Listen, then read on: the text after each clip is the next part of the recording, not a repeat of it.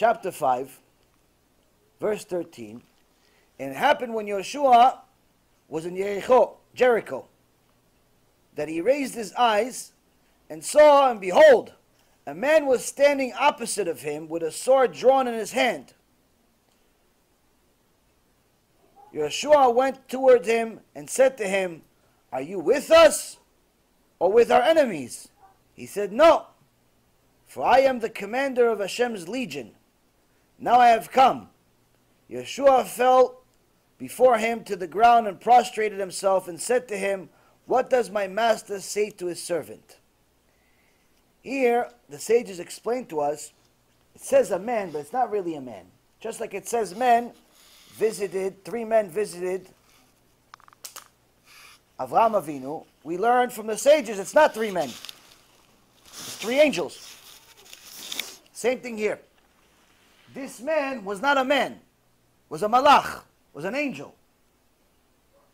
Angel appeared all of a sudden. Yeshua is like this, just going through his day. They're taking a break. And all of a sudden, there's an angel in front of him with a sword out, meaning he's ready to kill him. So go. Are you with us or against us? He says, "No, I'm here on the word of Hashem." Why? What do you mean you heard? So you with? Doesn't that mean if you're here for the word of Hashem, doesn't that mean you're with us? No. I'm not here to help you. I'm not here to help you.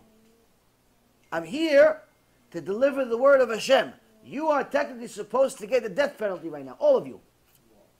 All of Am Yisrael is supposed to get death penalty. Why?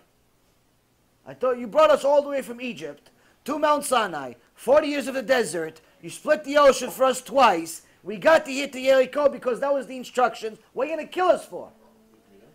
Because, Rabotai, if you go to chapter 1. Chapter 1, it says a mitzvah from the Torah. לא ימוש ספר התורה הזה מפיך והגית בו יומם ולילה. The book of Torah shall not depart from your mouth, rather you should contemplate it day and night.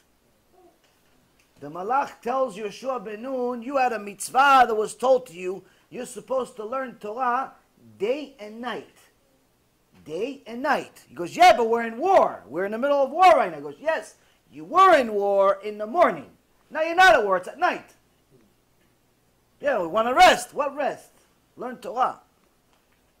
Or I'm going to kill you. Because it's a commandment from Hashem to learn Torah morning and night. Yeshua ben Nun had a malach. With all the miracles that Hashem gave him, he sent him also a malach. He said, listen, I told you mitzvah, I wasn't kidding. It wasn't a joke. Yeah, but we fought a war. We were tired. No. Tired. Tired is not an excuse in the Torah. There's no reasons for, for violating Shabbat, pikuach nefesh, tired, pikuach nefesh, tired. There's no reason. I'm tired, I'm hungry, none of that. In the middle of a war, Hashem sent them an angel, told them if you don't learn Torah at night, you have a serious problem, Yeshua ben Nun, Gdol Ador. So here, Rabotai, we see that the Torah is not necessarily trying to threaten us because Hashem wants to constantly punish us. Chas v'shalom. The Torah is trying to tell us that you need to follow these instructions morning and night. You have to follow these instructions morning and night. Why? Because the Yetzer Hara appears morning and night. The Gemara uses an analogy that there was there's a story in the Torah in Sefer Bereshit where it says the malachim olim v'yordim bo. The angels saw Yaakov Avinu sleeping on a rock after 14 years of not sleeping. And it says olim v'yordim bo. They will go up to Shemayim and they come down. They go up to Shemayim, they come down. And our whole life we're taught, oh yeah, the angels were going up the ladder. Everybody knows this opinion that the angels were going up the ladder. That's only one of the opinions. That's only one of the... There is another opinion in the Torah. It says, Olim v'yordim bo, they go up and down. They go up and down. Why they go up and down? the Malachim went up to Shamayim, and they see the Dmut, the image of Yaakov, on Kisei HaKavod of Hashem Yitbarach. Hashem Yitbarach took Yaakov Avinu's image and put it on his Kisei, on his throne of glory. So they see Yaakov's image in Shamayim. Then they go down and they see Yaakov Avinu. But he's sleeping. So, whoa, what are you doing sleeping? If you're on Kisei HaKavod, you can't be sleeping. Yeah, but he didn't sleep 14 years. What's the difference? So, he didn't sleep 14 years, he didn't sleep. You try not sleeping 14 years. 14 years straight? Yes. No, 14 years, some of the opinions say he didn't sleep. One opinion says that he only didn't sleep at all, like a malach, but most of the opinions say he slept in a chair. Chair for 14 years. He never slept in a bed. Point being, it doesn't make a difference. Choose whichever opinion you want. The point is here, 14 years he didn't sleep like a normal person. Now finally he's falling asleep. Take a little nap, The angels come down. It's like, listen, what are you doing sleeping? What are you doing sleeping? You're in Kisei HaKavod. You're not allowed to sleep if you're at Kisei HaKavod.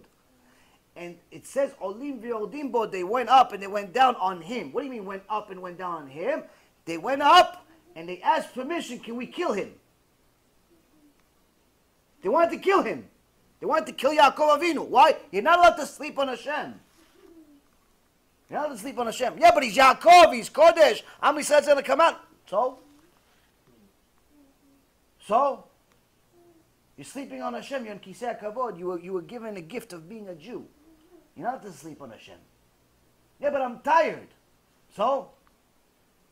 My eyes hurt. And? I'm hungry. So? None of these excuses have a source in the Torah that somebody got away with it. No one in the Torah, I'm telling you all these things because this is the stuff that I say to myself all the time. I'm tired, I'm hungry, my eyes hurt, my back hurts, my this hurts, my that hurts. No. And it's all with myself.